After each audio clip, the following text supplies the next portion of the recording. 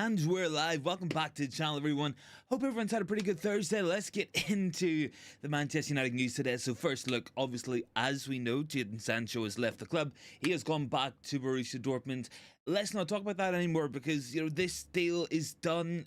I think we've all mentally checked out on this one a long time ago, and really, I think everyone's kind of fed up with talking about the Sancho situation. At least now it's resolved. At least now it's done. At least now we can move on, and he can move on.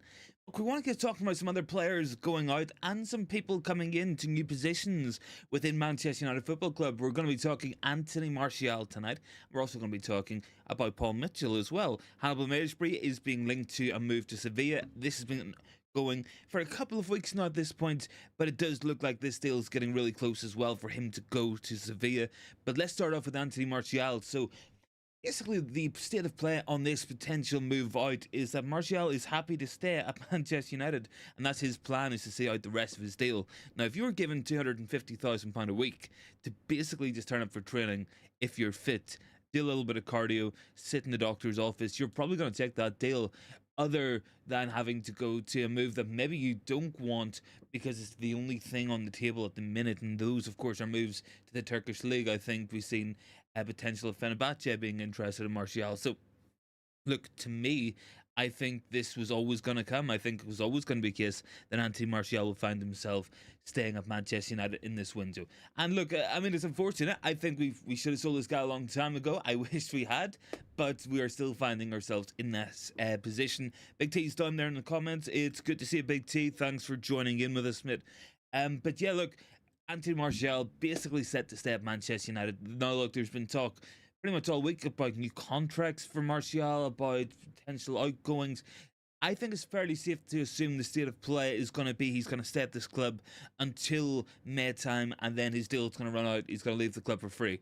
It's a big shame. It's a massive waste of talent and potential, and the player that he really could have been if injuries and work rate issues had gone his way throughout his career. Martial probably could have been a very special player, but it's ultimately never happened for him at United. Ultimately, it's never happened anywhere else either. So that deal looks to be pretty much done. He's going to stay here until the end of his deal. But we're asking you guys down below, if you're Anthony Martial, if you're Manchester United, what would you do? Would you have a look at it and say that, let's keep this guy for striking cover? It looks like we're not going to be bringing anyone in this window, so we keep him until the end of the season, just in case we need him off the bench, or if Højlund's injured, or if we want to play two up top, we have another player there in that position. Look, as you know, Joe Hugel has gone out on loan, Charlie McNeil has come back in, so there is 3 strikers there, potentially, who can fill in. Not that there's a lot of goals in any of those strikers at the minute, but look, I think the Martial one is very symptomatic of everything that could have went wrong with Manchester United over this last 10 years. We were looking at a player here signed for a lot of money, with a lot of potential, a lot of hype, and a lot of excitement, and his first while really good, and then it petered off, and then it picked up again, and then it petered off, and then it never really got back to those heights. And I don't think letting Martial go in this window, I don't think it's a bad move. I think if he ends up staying, which I'm expecting, I think it's the expected move. Why would he go and take a wage cut when he could sit here for 6 months, take a higher wage for doing less work, and potentially then go and get a different move, get a big signing on bonus as a free agent as well? So these are things that Martial is probably thinking of as well. But look, I want to get talking as well about Paul Mitchell. Now, this is a man who we have been talking about for a long time. I know the fan base have been talking about this man for a hell of a long time as well. This guy is recruitment specialist. Now, there has been talk of him coming in as a director of football. I don't think this is the case. I think we're going to use Mitchell in the role that he's probably best at, and that is overall recruitment and structuring what he's going to, how he's going to shape this club's recruitment, what we're going to be doing in the market, what players we're going to be going after, long-term ideas, short-term ideas, succession plans, who comes in, who goes out. If we have a 29, 30-year-old player like Bruno Fernandes in our team who will still be here for the next couple of seasons, what's the long-term replacement for that player? Where's that going to come from? These are all things that someone like Paul Mitchell can deal with. So according to Chris Wheeler of the Daily Mail, there is every chance Manchester United will employ both a director of football and a head of recruitment. This is certainly what INEOS' intentions are. Dan Ashworth is being talked about as the director of football, so he'd be in charge of the overall structure and the overall project project that we're looking to do on the sporting side. We know this already, but Paul Mitchell is the interesting one as well. He is being headhunted at the minute for head of recruitment. He has left Monaco, of course, where he was director of football. He is free, he is available, he is from the Manchester area. It makes all the sense in the world to bring this guy in to head up that new recruitment team.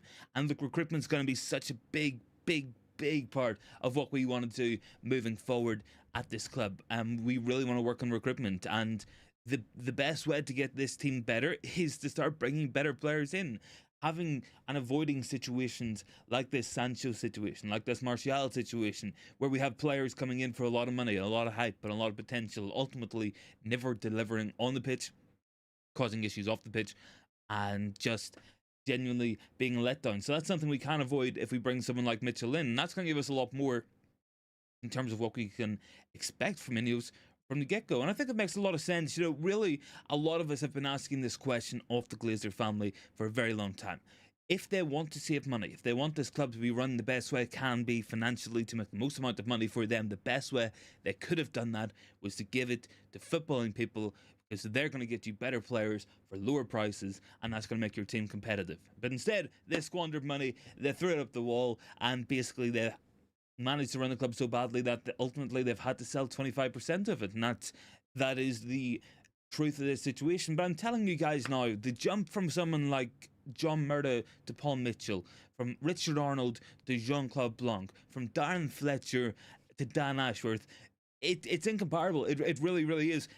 Just words on there. Martial saying he'll get a bigger paid as a free transfer. That's exactly what I was saying as well there, man. That's what we opened up the show with, really.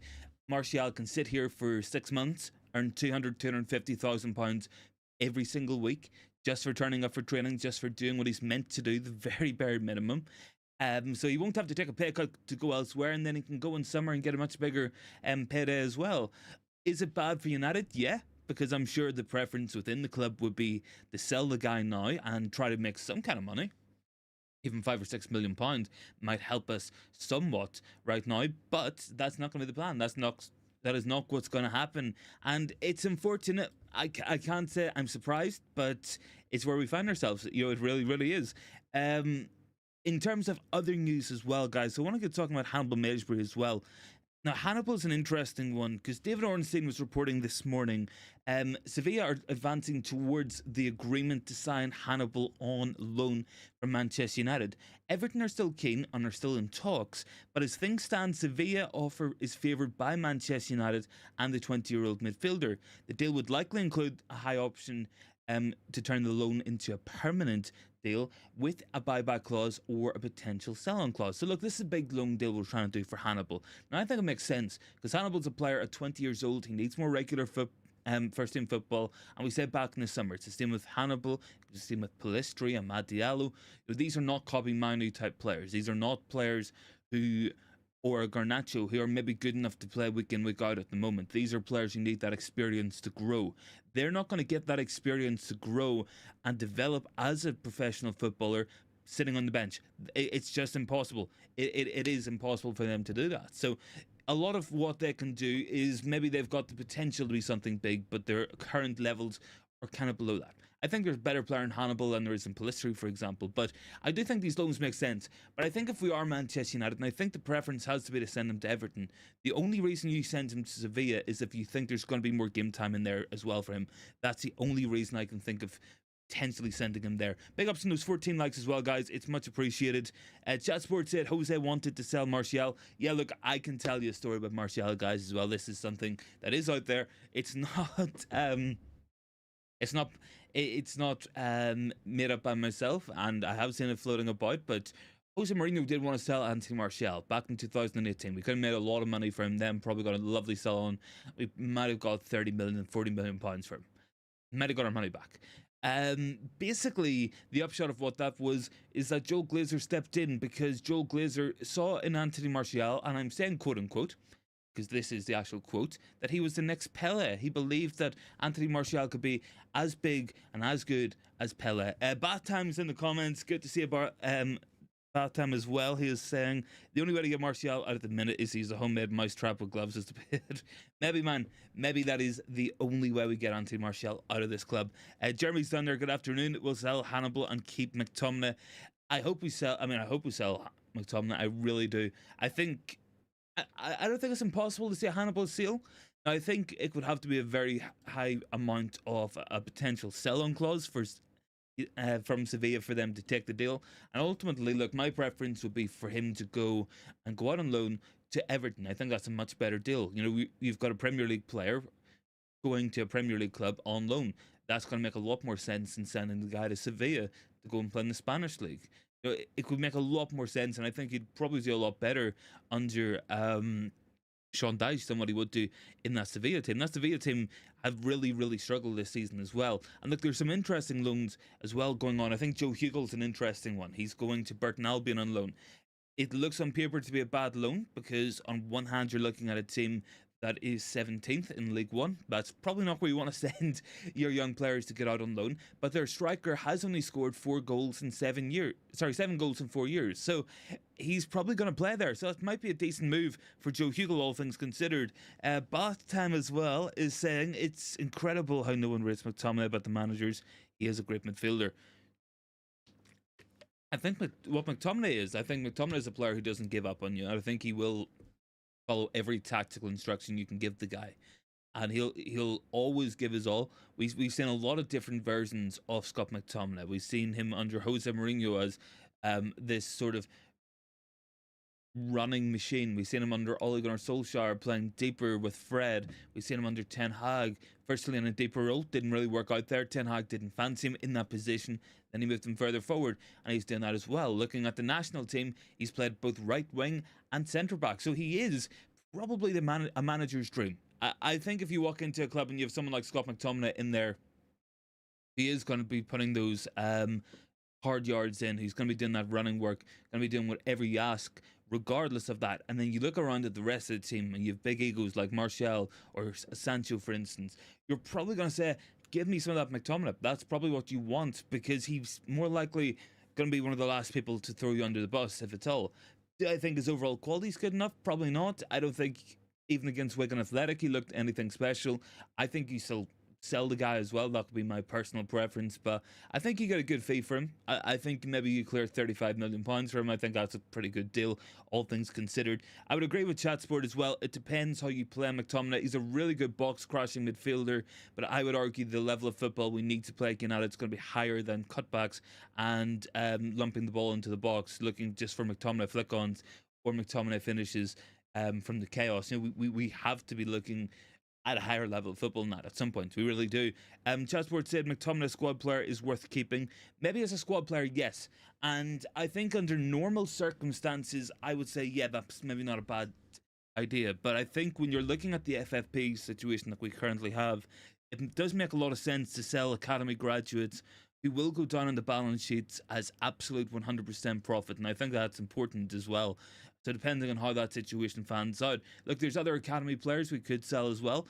Players who maybe even haven't come through the academy, but could go down on a technicality, in that even if we sign them for the academy, it does sort of come off the books that way as well. You could look at Hannibal. You could maybe look at, I don't know, a Palistri if he was signed as an academy player. Depends how the books were done as well on that there, when these are players you can sell. So I would agree with that as well. I think Marcus Rashford's an interesting one. Do we cash in the chips on him? Is that something we see happen? It'll be an interesting one anyway. Bat time goes, we can't sell British players at the minute now Sancho is gone, or we are one done squad until we bring another in. I think, yeah, I think we've got plenty of British players, man. If we think about it, I mean, we've got Rashford, Shaw, Mason Mount's in there as well as 3. Mainoo's 4, so maybe Mainoo coming into the squad kind of replaced the need to have a Scott McTominay in there. I'm not too sure. Maybe Johnny Evans still counts as something for that as well. Harry Maguire, Aaron Wan-Bissaka. So there are plenty of English type players there. So it will be interesting to see what happens as well, guys. Look, big ups on those 17, 18 likes already. I don't know how we got 18 likes on the stream when we have had 16 views. That's an interesting one. But I mean, it's never, YouTube never makes sense that way either, does it? But look, certainly an interesting day anyway. But I think this Martial situation is very symptomatic of the overall issues that we got at this football club and have had for a very long time. I think I think you're kind of looking at summing up an entire player, an entire 10 years of Manchester United in one player in Anthony Martial. I do think you're looking at a player there who had all the promise in the world, many false dawns, many new beginnings, and ultimately none of them have ever worked. And eventually, it has just kind of petered out into absolute nothing. And that's kind of the level we're at now. I think Sancho's going to be an interesting one because Sancho kind of finds himself in the same situation that Martial found himself. I'm sure you guys remember when Martial went on loan to Sevilla in January. It felt very similar. Obviously, look, there wasn't the drama around Martial at the time. There wasn't the whole falling out with the manager and going on social media and stuff, but it does kind of feel like that. I do feel like this is going to be a really important loan deal for Sancho, and I will just touch on it real quickly as well, just because at the beginning of the show we wanted to go through the rest of the stuff, obviously. But looking at this Sancho deal, I do think it is interesting. And I think it's really make or break. If he rediscovers his form, and you could be looking at a change in manager coming up in the summer, these are potential things that can happen. New ownership coming in, the bad form we've had this season under Eric Ten Hag, the bad results, does dictate that you could see a change in manager. If Sancho comes to Dortmund, plays really, really well, smashes it up, does he come back into the fold of Manchester United? I don't know. I don't know, because on one hand, you would be questioning where was that for Manchester United? Where was the apology as well? Why haven't you shown these levels at the club? Are you not a Premier League player? Can you not deal with the physicality? Some players can't. You know, this is a natural thing as well. I think if you look at someone like Alvaro Morata outside of the Premier League and compare him to when he was at Chelsea, you know, these are obvious examples that you do get.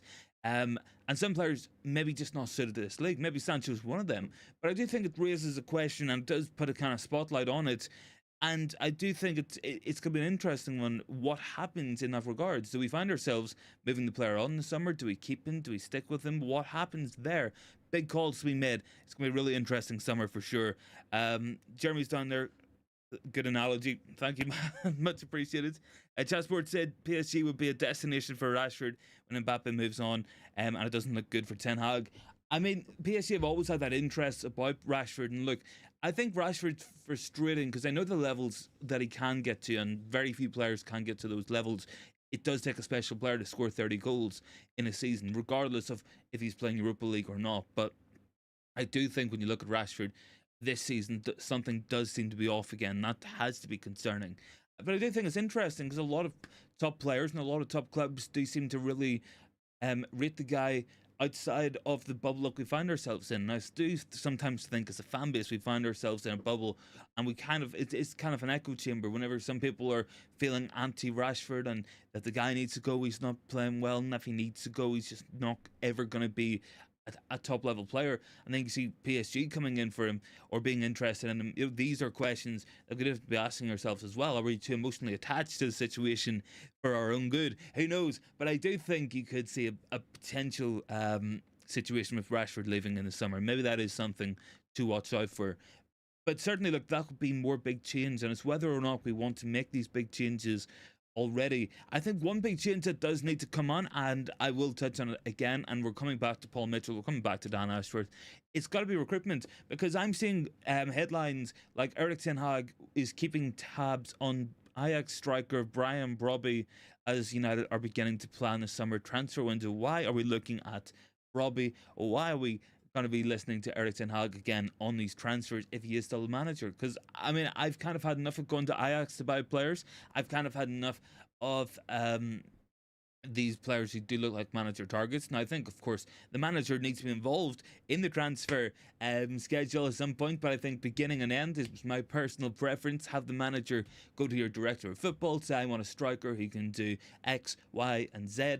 Directors of football, the scouts, the recruitment team go away and they draw up a short list and go, we've got ourselves Ivan Toney, or who could potentially fit that kind of mould. We've got Solanke. I don't know. I'm just coming up with names off the top of my head of players who've done well in recent seasons. would any of those players interest you? And then the manager's got his own veto. But I don't think we should be having Eric Ten Hag saying, go get Brand Robbie, let's go get Davy Klaassen, let's go get Jordy Classy as well while we're at it, and maybe we'll bring Daley Blinn from Girona in as well. That's not what I want to see at Manchester United Football Club. I want to see proper recruitment happening, and whether or not we get that immediately, let's find out. I would be concerned if we have another transfer window without that personally. I got a comment in there from Bath Time as well. From what I saw against Wigan and with everyone on review from INEOS, I'm expecting Rashford to start producing in the dog leg of the season. I mean, maybe that's something we do see. I think it's all possible. I really do. Is he a player who's going to turn it on for the last few months of the season? I think he's always been a player who scores a lot of goals in patches, and not that that's necessarily a bad thing. Some players maybe score a goal a week, and they'll average 35 goals or something like that across the season if they're scoring maybe once a week or once every 10 days or so. Some players might go 3 months and they'll get 20 goals in those 3 months. And maybe Rashford's just one of those players. Wayne Rooney was very much a player who scored goals and patches as well. Some players just do tend to do that. It is strange. It's a strange. It's a strange old situation to find ourselves in anyway. But I do think Rashford's an interesting one anyway. Our Sharma is down there. If you had to choose between Indian, Chinese, Italian, or Mexican cuisine, what would I choose? It's very difficult, honestly. That's a difficult question because look, if I'm going out to a restaurant, I'm gonna go for an Italian. I'm gonna go for pasta or something like that. If I'm going for a takeaway, if I'm going for something nice and to bring back to the house, it's probably gonna be a Chinese. If I want an Indian, I will happily go and devour an Indian as well. I mean, it is difficult. It is difficult. Really, where I'm from, there's not a lot of like Indian or Chinese actual restaurants that you can sit in. So I'll chill a little bit. If I'm sitting in, it's Italian. If I'm getting a takeout, it's gonna be Indian or it's gonna be Chinese. Mostly Chinese. That's my preference. Look, let me quickly go back to this poll as well, guys. Very evenly divided. I think a lot of you guys are in the same boat as I am. I'm looking at this from 2 points of view, right? I see it firstly as I would like Anthony Martial to go. I would like to get a transfer fee for that. Absolutely, I would. But I'm also in the opinion that it doesn't look like we're going to bring anyone in this transfer window. Or even if we do, are they going to be a particularly top-level player? I really doubt it, because you're looking at what? A Choupo-Moting? Like these are not the players who are going to make a big difference. Are we safe for keeping Martial and planning long-term for this? I mean, maybe we are at that point. Chatsport says United are in the top 6 for chance creation. I've seen that, but still, Luton Town have scored more goals than us this season as well. So, you know, that's a massive concern. And it's a frustration because a lot of matches we don't seem to create a lot of opportunities. And then we'll have a match where we create a hell of a lot of chances and then we don't score goals. So I think we struggle on both ends. Chance creation, we struggle, and in terms of finishing as well, we also struggle. And that's not good for us personally. Jeremy says bottom 3 for goals scored. Yep, that's absolutely key as well. The production levels from the forward players this season has been really, really poor, if we're being honest with ourselves. And that's across the board. That's coming from Højlund, that's Martial, Rashford, Garnacho, Anthony, Sancho, Bruno, you have to put in there as well. Mason Mount. I guess we'll see how he does when he comes back, and he should be back very soon as well. And there is some pretty good news coming in on that injury front. It does look like a lot of players coming back. We're potentially looking at Lisandro Martinez being back at the weekend, maybe Casemiro, looking at Mount coming back very soon as well. So that's going to help the squad out initially, and that will be beneficial for us. Let me know as well, guys. I was looking at something here. Let me see if I can quickly pull this up. It looks like Tyrell Malacia coming back as well. It's another one. Half time as well. It says hopefully someone like Joe Hugel takes the opportunity and forces himself into the conversation. Ironically, the way Rashford did. It's an interesting one, man, because Joe Hugel's looking like he's going on loan to Burton Albion, and I don't think that's a bad move. On one hand, you got a team, yes, they're 17th in League One. It's maybe not the level of football like you want for your young players, but their centre forward has scored 7 goals in 4 years, so that's probably not the best one either. So I think maybe I mean, what you got? Charlie McNeil, you've got Martial and Hoyland as your kind of striking options. It's not a great mix. It's really not. I don't think there's any real top level prospects coming through. I think McNeil's a good finisher, but he's maybe lacking physically as well. Back time I've seen the abominable snowman more times this year than last year. I don't know where Massey has been, man. I know he got the knee injury and then he had surgery on it and stuff. I know that all happened. That's why we brought Regulon in the first place. But I mean, it just never really happened either. Um, Let me see as well. What else we got? We also have your friend as well, Bath Time. Sofian Amrabat not gonna be kept on by Manchester United, looking likely. I'm not surprised at all about that. I think we all had bigger and better hopes for Amrabat when he came. Is he a player who maybe looks better in a different league? Maybe is he still the same type of profile we need? I think maybe that's maybe closer to the situation where he's the right profile but the wrong player. But I mean, I don't think there's anything overly special in him either at this moment in time. And I think it's a letdown. I expected a lot more from him as well. I guess nothing news. Garnacho being made player of the month is potential. A little bit of news there as well. We've got some Turkish sources saying Martial isn't Fenerbahce. He's in talks with Fenerbahce, Besiktas, and Galatasaray, but that doesn't look like a credible source either. So it really doesn't. Got a quick roundup as well. Let me go through some of this. This will be kind of interesting for some people. Facundo Pellistri is being lined up for a loan move to PSV Eindhoven. I don't think he plays for PSV. I think that's a bad loan if he goes there. I really do. I don't think he plays for PSV. They got Bakayoko there in the right wing doing a lot better than what Pellistri's done. And I don't think Pellistri is an exceptional player. I really don't. I'm sorry because I know a lot of people do like him. Jordy, it's good to see him, man. Bad Time says keep the pony. He's a terrible player, but he's United legend. Absolutely, man. The Shetland pony. Jordy, it's good to see you, man. Thanks for hopping on in here as well. But yeah, look, I think Pellistri is an interesting one. I think a lot of people like him because he's an alternative to Anthony, but I really don't think there's all that there. And it does kind of remind me of the days when we had the entire fan base looking to see Donny van de Beek played in the number 6 position, just because he wasn't McTominay or Fred. I don't think he's the answer. I mean, I think you got a player there who works hard and runs around, and I think he's generated like less than one expected assist in his entire United career. I really don't think there's all that there with Facundo Pellistri. Hot Fuzz is down there as well. Martial has to go. Been here too long and stagnated, and his wages are far too big for anyone who isn't in favour. Yeah, absolutely. But again, look, it's what Chat Sport's saying there. You know, that's why we struggle to sell these players, because we pay guys like Martial £250,000 a week. I actually saw an interesting quote as well. I think it's an interesting tweet. Maybe let me just quickly fire this up. It was kind of looking at the overall wage bill in terms of players who you might want to keep or you would look to keep out of that. A lot of them is super questionable as well in terms of their actual ability, what we've actually got out of them. And I think most of them I wouldn't keep. And I know people are saying these are cost-cutting measures and it's helping the Glazer family.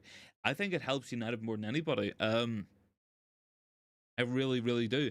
And I think that it's the best way to do it is clear a lot of these big wages off. Got it here as well. Here's some of the contracts United have signed off in the last couple of years. I want to read through these and we have a look at these and we're going to say were these monumental wastes of money, because pretty much all of them are. Look, Brandon Williams, £65,000 per week. Alexis Sanchez, almost £500,000 per week. Sancho, £350. Casemiro, £375. Varane, £340. Ronaldo, £500. De Gea, £375. Anthony Martial, £250. Cavani, £250. Pogba, £290. Lee Grant, £30k. Dean Henderson, £120k. Mason Mount, £250k. Anthony, £200k. Donny van de Beek, £120,000. Eric Bailly, £80,000 a week. Tyrell Malacia, £75,000 a week. And Phil Jones, £80,000 per week. I mean, some of these wages are genuinely staggering as well. I mean, you could arguably put in Harry Maguire, 200,000 a week there as well. You could put Marcus Rashford in there, 350 grand a week. Look, this club is determined to waste as much money as possible, and as much as it seems like backing the Glazers or something that the Glazers would love, if you're clearing out all these top earners, I can absolutely see why this club has decided to go with that policy, and that's why we're seeing potential moves away for Casemiro, for Varane, for Martial, for Sancho. It all makes sense when you look at it in that context, because that's how you rebuild a squad. You hit a hard reset. You don't get to pick and choose players based on what they might have done 5 or 6 years ago playing for Real Madrid or what they've done at other clubs. You got to look at the cold hard facts. Who's delivering for Manchester United? If they're not delivering and they're on massive wages, let's clear them out. Do that, and I think that's the immediate priority. And then after that, you start looking at other players not doing it either. Batam, it's a bit mad. Over this summer, we signed Sancho. We spent 50 million on Ahmad and Pellistri. Yep. That Sport said we seem to be struggling for anyone. What are we saying? Are realistic transfers next summer? And he's just been mind blown as well by Brandon Williams getting 60k a week. Honestly, if you didn't laugh, you would cry. Honestly, I'm saying it as it is. I remember when top players got the big money. Yeah, look, I remember Wayne Rooney. Wayne Rooney was on 200 or 250,000 pounds per week, and the rule was that nobody else could have a bigger contract than Wayne Rooney at the club, and that was a literal. That was pretty much a policy put in place by Manchester United, and that wasn't broken really until I think it was David De Gea ended up getting that new deal after the big move to Real Madrid fell through. But it's a monumental waste of money. Le Man's down there. It's good to see you, Le Man. Thanks for hopping in here, man. Much appreciated. Hafaz says spineless boardroom negotiations. The board members have been constantly getting bullied by players' agents for weeks. No wonder Murder Madness keeps complaining. Honestly, man, I mean, if you are a top agent, right, and you walk into a room with John Murder, you're probably rubbing your hands. You really do.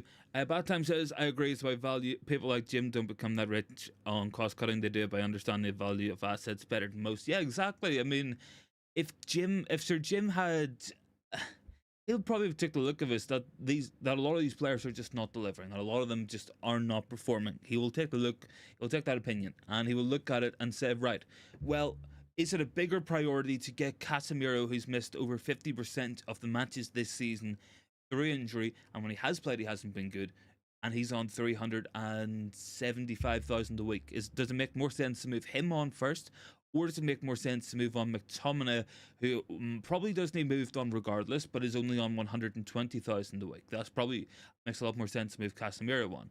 It's why he might take a look at it and say, right, do I move on Varane at 340, or do I move on Maguire at 200,000? If I'm getting rid of one of those centre backs, I'll probably get rid of Varane first, because that's a bigger expense compared to what we're getting out of it. And that is how he will look at it. And it's understanding the cost value of assets as well. And I think I do think it's something to wrap our head around as well as a fan base, because a lot of people want to rebuild and everybody's all for a rebuild until it's their favourite players getting sold or the people who they think should be playing. And that goes for the Sancho fans or the Rashford fans, the Martial fans. We got them all in this community. We absolutely have them all top to bottom. I think that genuinely the way forward is just to be a fan of the club and do what's best for the club, even if it means tough decisions being made. Sometimes they're going to have to be made, and at some point we're going to have to make them. And I think this is the kind of time now we're going to be seeing it. And I think when INEOS are doing strategic reviews and they're looking at it through the cold hard lenses, then that's probably what they're going to do. I can't see any other way for this to move forward. I can't see the project getting off the ground if they're not willing to do all this. And I think they have to be. And I think when Mitchell comes in, I think if Ashworth comes in, I think if Blanc comes in, as expected, then they're probably going to be looking at it saying the same thing, that we can have a lot more goes in the transfer window, get a lot more players in for less money who can come in, do a better job on less amounts, and that will give us a more profitable club, and that will give us the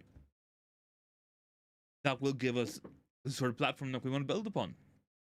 And no, guys, maybe we shouldn't be signing as well. Like another thing I've seen online today is players signed in the Bundesliga. Maybe we shouldn't be going back there. I mean, we do have a bad history, I think. Sancho, Mkhitaryan, Kagawa, Schweinsteiger, Sabitzer, and Owen Hargreaves. It's not exactly a star-studded list. What have we got down here as well? Bad time. If Casemiro was 70 million on 5 year 350k contract. I think that's about 135 million amortized value off a 28 million pound for FFP. That's absolutely ridiculous value. Yeah, I mean it's kind of how we look at it as well, man. It is about the value of these players, and I don't know if you can really justify that kind of money on a player who is arguably declining now and is only going to decline further. If he is genuinely in a decline, then it's only downhill from here as well, and you're still looking at paying that player off for a long time. These are bad deals we've been doing fundamentally for a long time. This is why we need this hard reset from top to bottom. It can only come from the top. It can only come from the top. And look, I will never blame an agent. I will never blame another club, and I will never blame a player either for that, because in that situation, I think everybody would do the same. Other clubs want to get the best deal possible for selling their players, even if their players are going to be moved on regardless, even if these are players who they want to sell on. Whenever we come, they have the right and the obligation to themselves to get the best deal possible, and they know they'll get it out of us. If you're an agent, you're employed specifically to get the best deal possible for your clients, in terms of monetary value, and that's what they will do. So you're not going to have players like Casemiro and their agents turning up saying, "Do you know what? I could charge you 350 a week, but because I know your FFP struggling, and I know that you haven't been doing well for a long time, let's put you. I'll take 100 grand a week." They're never going to say that either. So I have no blame. There's no blame that I would put on an agent. No blame I would put on another club. I would solely say that this is down to Manchester United, and the fact that we're willing to pay this stuff, and we have been for such a long time, is that we've created a real name in the market. It's just absolute pushovers. And I mean, it does all come back from what we've seen from Ed Woodward. When Ed Woodward was here, these kind of deals were used to add money onto United's books, and this was where we got a lot of the valuation for the actual club from. We would take the amount of money owed per week or per year in these contracts, multiply it by the time left in the contract, and it could be added as an asset. We'd be counting players as assets of Manchester United Football Club. That doesn't work. It just doesn't work when we have the CEO of United coming out in press conferences for the world to see, saying lines like, "We can do things in the transfer market other clubs can only dream of." You're basically standing there with a big sign around your neck saying, "Please rip me off, charge me treble what every player is worth, and I'll come back next season and buy another player off you anyway." Fat Tango's at the end of the season, we still owe Casemiro about 40 million in wages for the duration of his contract. Yeah. Jasper said Manchester United are actually playing Football Manager. Unbelievable wages. I mean, yeah, it literally does. It's like if anyone's ever played at Football Manager and you've ever been or you're going to get sacked by a club, loads of people do this, and they just go and hand out like £1 million a week contracts to players and just bankrupt them on the way out. That's genuinely how we've been playing the football game for a long time here. Bath Time says to keep him for the last 3 seasons, it will cost 85 million in total. They'll never do it. They have to sell him on. They have to let the guy go. They need to do that there.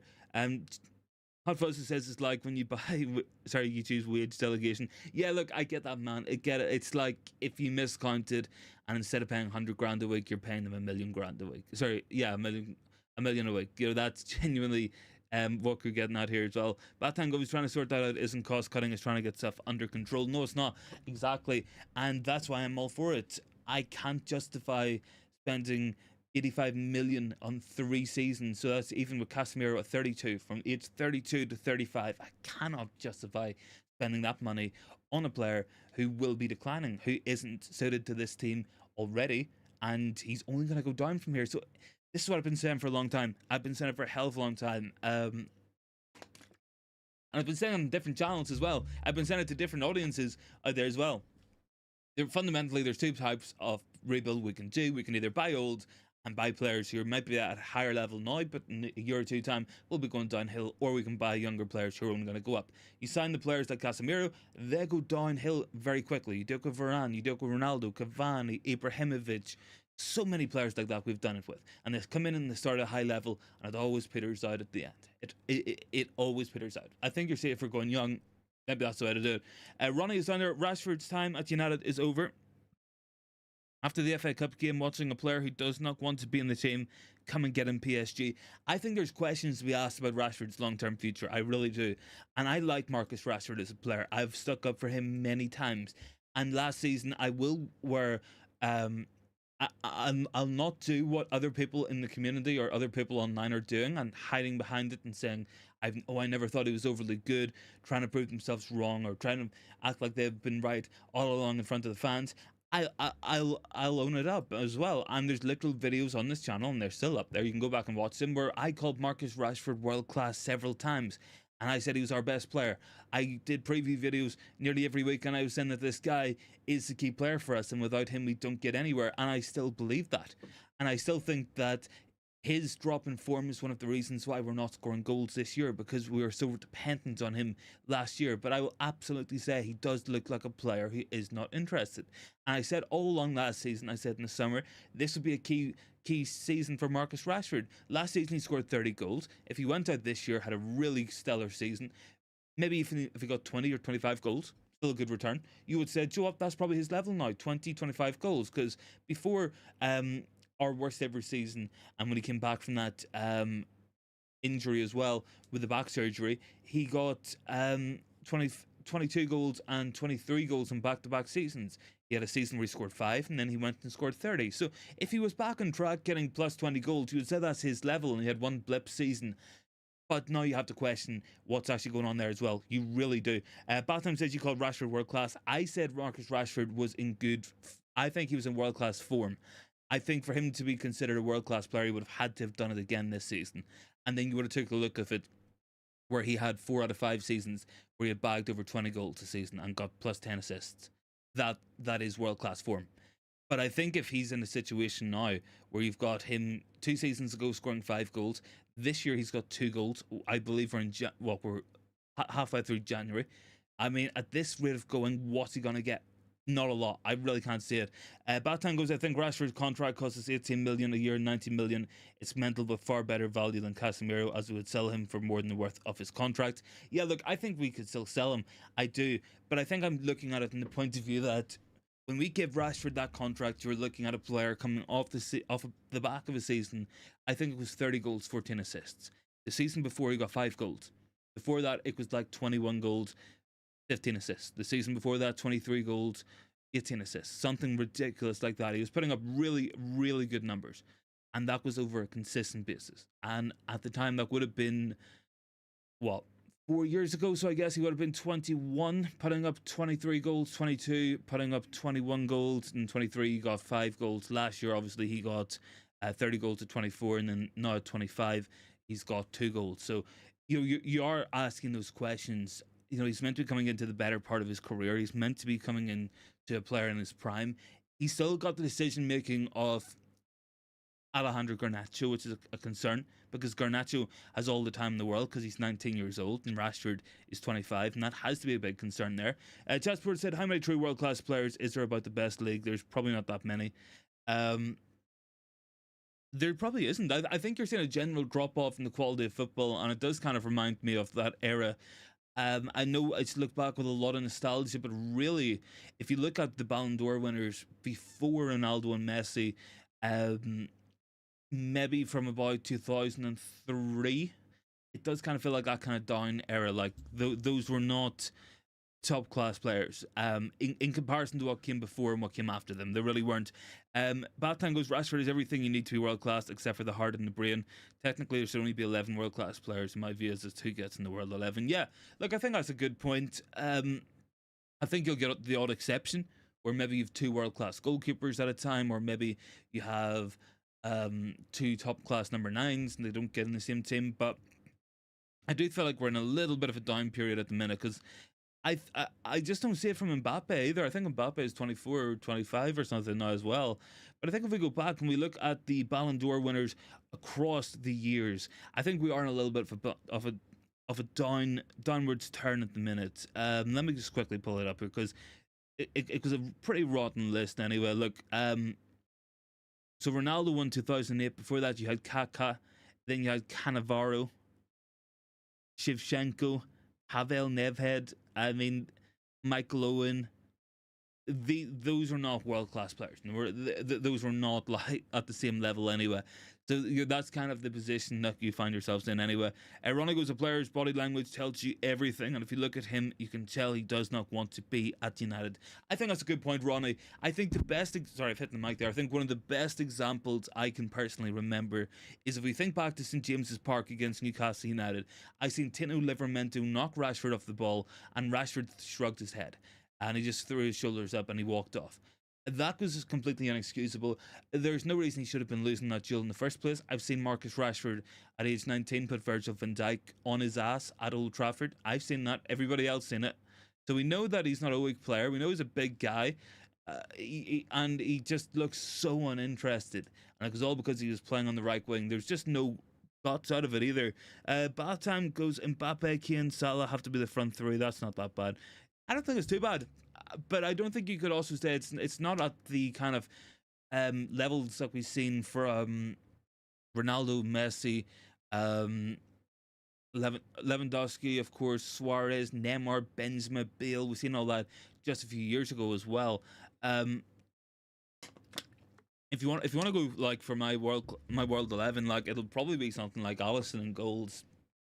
I think right back's an interesting one. I don't know if I'd even put Trent in there. I know that Liverpool fans would probably be going crazy at that, but I genuinely think there's a lack of top quality right backs out there at the minute. Like, I think centre backs is an interesting one as well. I mean, Van Dijk probably gets in there. I also don't think really that Ruben Diaz is as good as people think he is. Like, I like up midfield.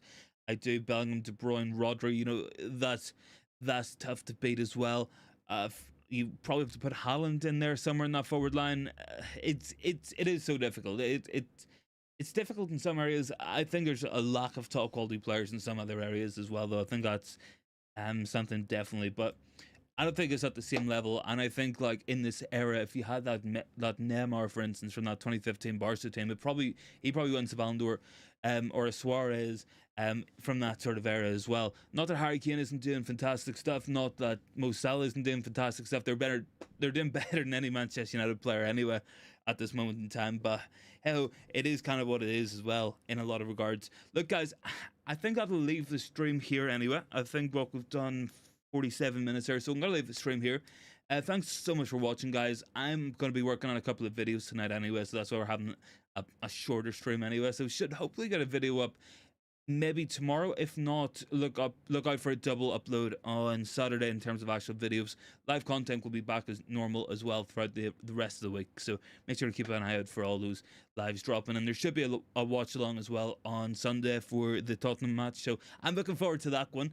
Hopefully all you guys are going to be able to join me as well for that there one. Look, guys, thanks so much for watching tonight. Really appreciate all the support. Thanks for 20 likes. I mean, what, 20 likes from 41 views? That's really good.